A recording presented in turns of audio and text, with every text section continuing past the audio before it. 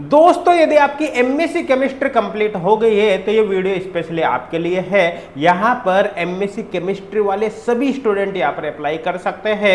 यहाँ पर मैं आपको बता देता हूँ कि एनएफएल नेशनल फर्टिलाइजर लिमिटेड जो कि भारत सरकार की एक नवरत्न कंपनी है, पीएसयू के अंतर्गत आने वाली एक बहुत ही बड़ी कंपनी है, जिसके अंदर यहाँ पर एमएससी केमिस्ट्री वाली स्टूडेंट के लिए वैकेंसी निकाली। तो यहां पर मैं इस वैकेंसी के बारे में कंप्लीट जानकारी आपको प्रोवाइड करूंगा, एक एक चीज यहां पर बताऊंगा, साथ के साथ क्या इसका एलिजिबिलिटी क्राइटेरिया है, एज क्राइटेरिया क्या रहने वाला है, क्या इसका सिलेक्शन प्रोसेस है, सब कुछ मैं आपको बताऊंगा। क्या आपको पढ़ना है, क्या नहीं पढ़ना, ए टू जेड सब कुछ मैं बताने वाला हूं। और अगर आपने एमएससी केमिस्ट्री कर ली है तो 100% आपको यहाँ पर अप्लाई करना ही करना है, सब कुछ बताने वाला हूं। ठीक है, तो चलिए यहाँ पर वीडियो में आगे बढ़ते हैं। देखो आपको क्या करना है कि गूगल पे डायरेक्ट सर्च कर लेना है नेशनल फर्टिलाइजर लिमिटेड। ये जो पला लिंक आपको दिखाई दे रहा है, ये ऑफिशियल वेबसाइट है। इस पर जैसे आप क्लिक करोगे यहाँ पर आप आ जाओगे। इसके अंदर आपको कैरियर वाले ऑप्शन पर आना है। कैरियर पर क्लिक करते ये पेज आपके सामने ओपन होगा। इसमें रिक्वायरमेंट इन एनएफएल, इस पर आपको क्लिक कर देना है। जैसे यहाँ पर क्लिक करोगे ये पेज आपके सामने ओपन हो जाएगा। अब यहाँ पर मैं आपको बता देता हूँ यहाँ पर आपको क्या देखना है। देखो इसमें ये एक एडवर्टाइजमेंट नंबर आपको दे रखा है, यहाँ पर इंगेजमेंट ऑफ मैनेजमेंट ट्रेनिंग है ना, इन एनएफएल 2024। आपको यहाँ पर देखना है, इसके सामने व्यू पर क्लिक करना है। जैसे यहाँ पर क्लिक करोगे तो आपके सामने इस तरह से यहाँ पर आपको क्लिक करना है। क्लिक करने के बाद आपके सामने इस तरह से एक ये पेज ओपन हो जाएगा, ये वाला पेज ओपन हो जाएगा। क्लियर है, समझ में आ रहा है? अब देखो यहाँ पर आपको करना क्या है, ये पेज आपके सामने ओपन हो गया।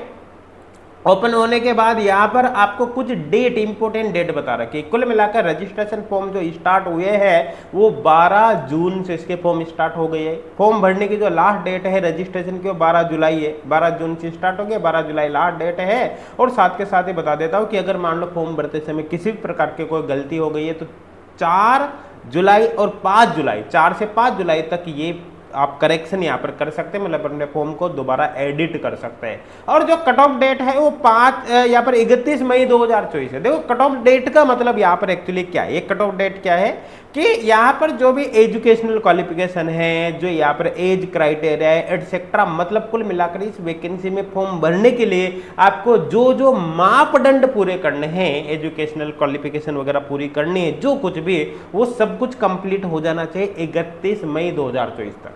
अगर यहां तक आपके पास सब कुछ कंप्लीट है ए टू जेड तो आप यहाँ पर फॉर्म भर सकते हो, अदरवाइज फॉर्म नहीं भर सकते, ये इसका मतलब है। बाकी मैं आगे पूरी डिटेल आपको आगे बताने वाला हूं। अब यहाँ पर देखो अलग अलग वैकेंसी निकली है, अलग अलग सेक्टर में इंजीनियरिंग वाले स्टूडेंट भी यहाँ पर अप्लाई कर सकते हैं, लेकिन मैं स्पेशली बात कर रहा हूँ एमएससी केमिस्ट्री वाले स्टूडेंट के लिए। तो एमएससी केमिस्ट्री वाले स्टूडेंट के लिए फॉर्म यहाँ पर वैकेंसी निकली है, मैनेजमेंट ट्रेनिंग केमिकल लैब। आपके इसके सामने जब अप्लाई नाउ पर क्लिक करोगे तो इस पर क्लिक करने के बाद आपके पास ये पेज यहाँ पर ओपन हो जाएगा। यहाँ से आप अपना रजिस्ट्रेशन कर सकते हो फॉर्म भरने के लिए। और रजिस्ट्रेशन फॉर्म यहाँ पर जैसे ही रजिस्ट्रेशन करोगे उसके बाद फिर लॉगिन करके आगे आप फॉर्म भर सकते हो, अप्लाई यहाँ पर कर सकते हैं, है ना। तो इसके बारे में आगे भी मैं आपको बताने वाला हूँ। अब देखो आपको एडवर्टाइजमेंट देखना है तो इसके लिए आपको इंग्लिश एडवर्टाइजमेंट यहाँ पर क्लिक करना है ऊपर की तरफ। जैसे आप क्लिक करोगे यहाँ पर ये एडवर्टाइजमेंट यहाँ पर ओपन हो जाएगा, इस तरह से ये यहाँ पर ओपन हो जाएगा। अब देखो इसी एडवर्टाइजमेंट के अंदर जो इंपॉर्टेंट पॉइंट है वो मैंने यहाँ पर हाईलाइट कर दिए ताकि ज़्यादा टाइम आपका यहाँ पर बर्बाद नहीं हो, कम से कम समय में यहाँ पर अपन बात कर सके। अब देखो ये जो है नेशनल फर्टिलाइजर लिमिटेड, ये तो कंपनी का नाम होगा, नवरत्न कंपनी। मैंने आपको पहले बताया था, एडवर्टाइजमेंट नंबर यहाँ पर दे रखा है, 12 जून 2024 से यहाँ पर फॉर्म स्टार्ट हो गए हैं। और पोस्ट का नाम क्या है भाई, engagement of management training in NFL 2024, यहाँ पर ये है। क्लियर है? अब यहाँ पर देखो ये डिफरेंट जो पोस्ट निकली है उसका डिटेल यहाँ पर दे रखे हैं। मैं स्पेशली यहाँ पर केवल केमिस्ट्री की बात करूंगा कि एमएससी केमिस्ट्री वाले स्टूडेंट किस पोस्ट के लिए अप्लाई कर सकते हैं। तो आप यहाँ पर मैनेजमेंट ट्रेनिंग केमिकल लैब के अंदर अप्लाई कर सकते हैं। और इसका जो पोस्ट कोड है आप यहाँ पर देख सकते हैं, इसका पोस्ट कोड है। और जो सैलरी यहाँ पर रहने वाले है वो 40,000 से 1,40,000 तक सैलरी आपकी रहेगी, पे इसके लिए यहाँ पर रहेगी। टोटल नंबर ऑफ पोस्ट यहाँ पर 12 निकली है एमएससी केमिस्ट्री वाले स्टूडेंट के लिए, जिसको कैटेगरी वाइज भी यहाँ पर डिवाइड कर रखा है। अच्छा, अब यहाँ पर आपके दिमाग में एक चीज जरूर आ सकती है, यहाँ पर आ सकते हैं भाई टोटल नंबर ऑफ पोस्ट 12 ही तो है, ये तो बहुत कम पोस्ट है। लेकिन मैं आपको बता देता हूं कि जब पीएसयू की कोई भी वैकेंसी आती है तो नंबर ऑफ पोस्ट भी बहुत कम रहती है। 12 तो मान के चलो काफी अच्छी संख्या यहाँ पर दी गई है, ठीक है ना। तो अपने आप में ये देखा जाए तो अगर पीएसयू के हिसाब से बात की जाए तो ये बहुत ही बड़ी वैकेंसी है, इसको आप छोटी बोल ही नहीं सकते।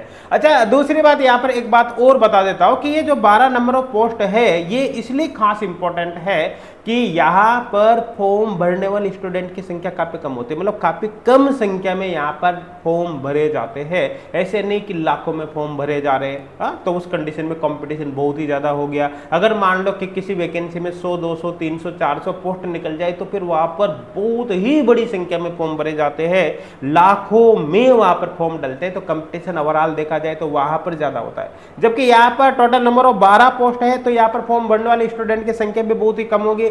ज्यादातर स्टूडेंट को तो पीएसयू सेक्टर की वैकेंसी के बारे में पता ही नहीं चलता, इसलिए अगर आपको पता चल गया हो, वीडियो आप देख रहे हो, तो आपको 100% फॉर्म भरना ही है, बिल्कुल भी यहाँ पर आपको नहीं सोचना।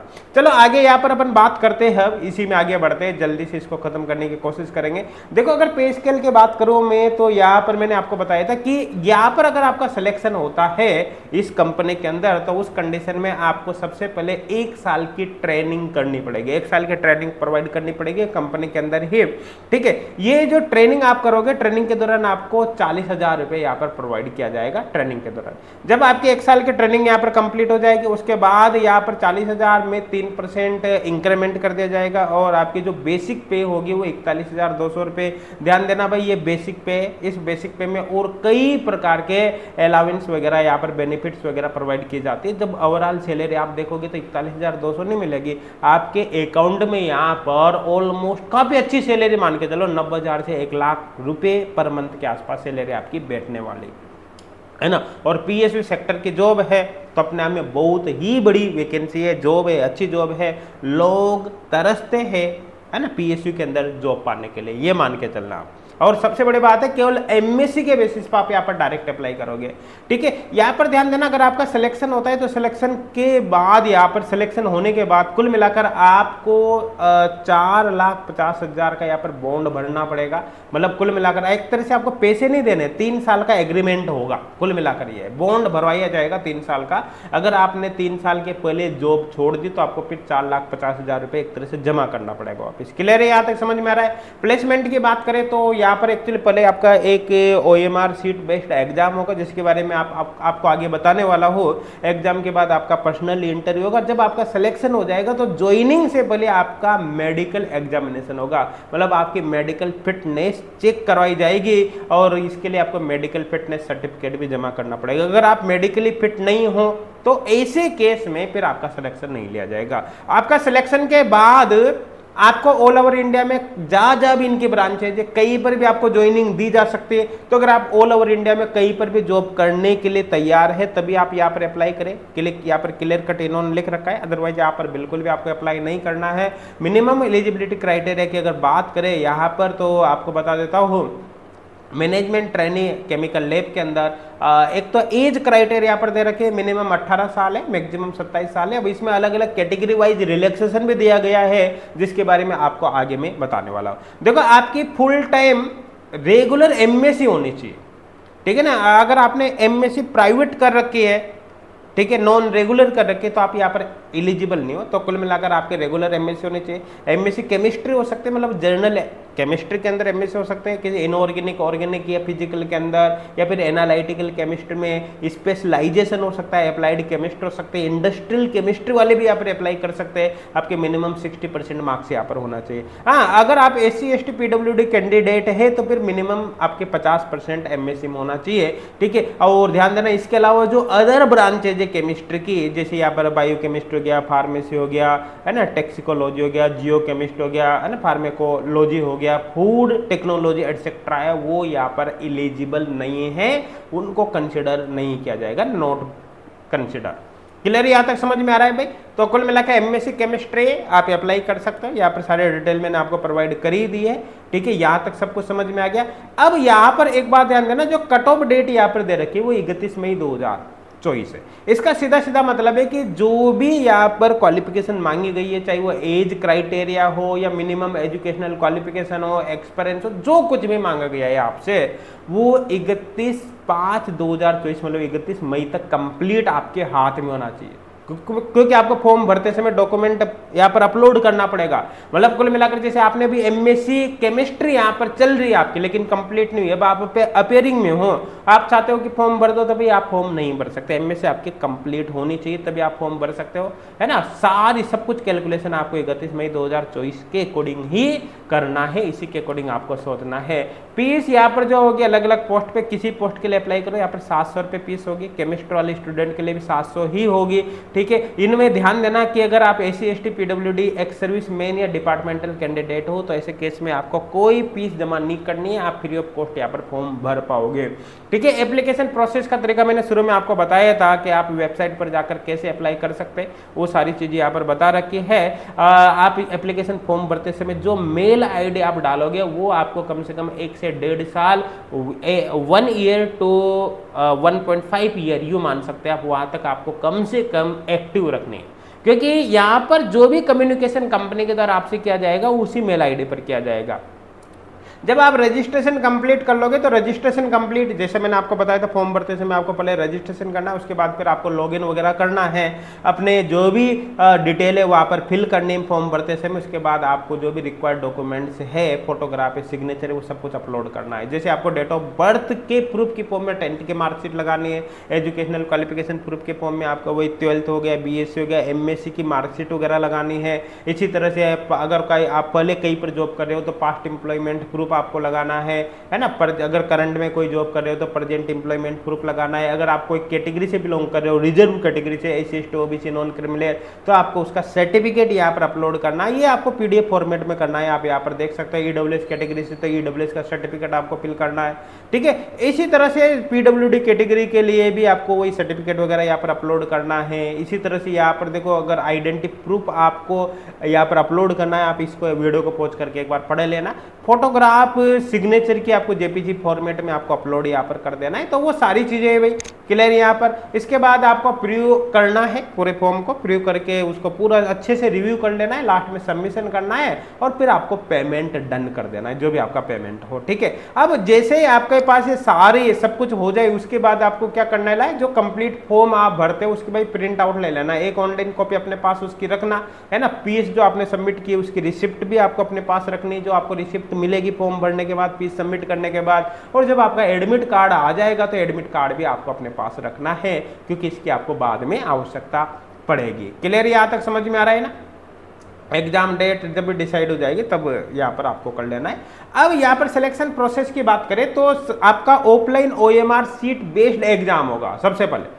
क्लियर है भाई, समझ में आ रहा है ना। जिसमें ऑब्जेक्टिव टाइप क्वेश्चन रहेंगे। जो आपका एग्जाम होगा यहाँ पर है, उसके लिए एडमिट कार्ड भी आपको वेबसाइट से मिल जाएगा, वही जैसा प्रोसेस बताया था वहीं पर आपको मिल जाएगा। वेबसाइट पर career requirement in NFL engagement of management training, इसी ऑप्शन के अंदर आपको एडमिट कार्ड मिलेगा। जब एडमिट कार्ड आ जाएगा तो आप वेबसाइट को कंटिन्यू विजिट कर सकते हैं। आप फॉर्म भरते समय या जो भी आपको जो सेंटर्स अलॉट किए जाएंगे, इनमें से कोई सा भी सेंटर आपको मिल सकता है ना। टेंटेटिव सेंटर फॉर ऑफलाइन, यहाँ से कहीं से भी सेंटर हो सकता है। क्लियर है, यहाँ तक समझ में आ रहा है, ठीक है। इसी तरह से आप यहाँ पर देख सकते हैं आपका जो एग्जाम होगा, पेपर होगा, वो 2 घंटे का पेपर होगा भाई। जो आपका पेपर होगा सबसे पहले बता देता हूं, उसमें सब्जेक्ट के क्वेश्चन भी होंगे, सब्जेक्ट के साथ साथ उसमें एप्टीट्यूड रिलेटेड क्वेश्चन भी होंगे। 2 घंटे का पेपर होगा, 120 मिनट का पेपर, बाइलिंगुअल होगा, क्वेश्चन हिंदी और इंग्लिश दोनों लैंग्वेज के अंदर होंगे। पेपर में 150 क्वेश्चन होंगे, 150 क्वेश्चन, और पेपर यहाँ पर 2 आवर्स का होगा। ये जो 150 क्वेश्चन होगा, प्रत्येक क्वेश्चन 1 नंबर का होगा, ध्यान देना, प्रत्येक क्वेश्चन 1 नंबर का होगा। 100 क्वेश्चन इसमें आपके सब्जेक्ट के होंगे, और जो 50 क्वेश्चन बचे हुए हैं, 50 क्वेश्चन में जनरल इंग्लिश भी होगा, क्वांटिटेटिव एप्टीट्यूड होगा, रीजनिंग होगा, जनरल नॉलेज होगी, अवेयरनेस होगा, वो सब कुछ यहाँ पर होगा। और ध्यान देना, किसी प्रकार की कोई नेगेटिव मार्किंग नहीं होगी। सबसे बड़ी बात यहाँ पर है नेगेटिव मार्किंग नहीं। तो कुल मिलाकर भाई अब नेगेटिव मार्किंग ही नहीं है, तो जाहिर सी बात है अब तो 150 में से 150 क्वेश्चन, 150 में से 150 क्वेश्चन ही आप अटेम्प्ट करोगे। आपको कुछ भी नहीं आता तब भी आप पूरे में से पूरे क्वेश्चन अटेम्प्ट करोगे। यहाँ पर एक बात बता देता हूँ कि यहाँ पर कंप्लीट बताया गया है कि 150 में से 100 क्वेश्चन आपके सब्जेक्ट के होंगे। कुल मिलाकर जो 100 क्वेश्चन होंगे, अब आपकी क्वालिफिकेशन क्या है भाई, यहाँ पर MSc, तो कुल मिलाकर MSc लेवल तक के क्वेश्चन यहाँ पर आएंगे। तो इसके लिए सीधी सीधी बात है, जो आपका नेट और गेट का सिलेबस है, एक तरह से अगर आपने नेट और गेट की प्रिपरेशन कर रखी है या फिर करने भी वाले हो, तो आपका वही सिलेबस यहाँ पर काम में आ जाएगा।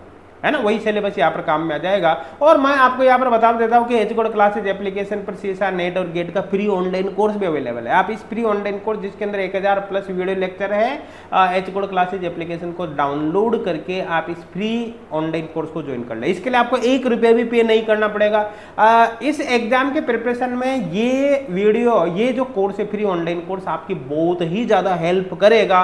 ये मैं दावे के साथ कर रहा हूँ। आप इस कोर्स को घोट कर पी जाना, बहुत ही बेनिफिट आपके होगा। नेट और गेट की प्रिपरेशन भी आपकी होगी और इस एग्जाम की भी स्पेशली प्रिपरेशन होगी। केमिस्ट्री का अच्छे से प्रिपरेशन हो जाएगी। हाँ, अगर आप फर्स्ट ग्रेड से रिलेटेड किसी एग्जाम की प्रिपरेशन कर रहे हो तब भी फर्स्ट ग्रेड का भी फ्री ऑनलाइन कोर्स है जिसके अंदर 650 प्लस वीडियो लेक्चर्स है।